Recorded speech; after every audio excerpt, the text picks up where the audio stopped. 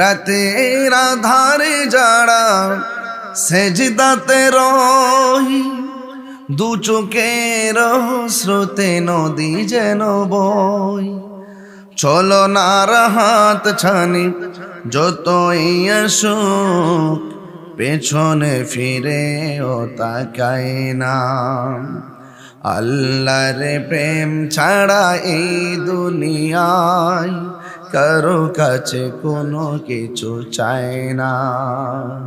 যাদের হৃদয়ে আছে আল্লাহর ভয়, তারা কবু পথ ভুলে যায় না।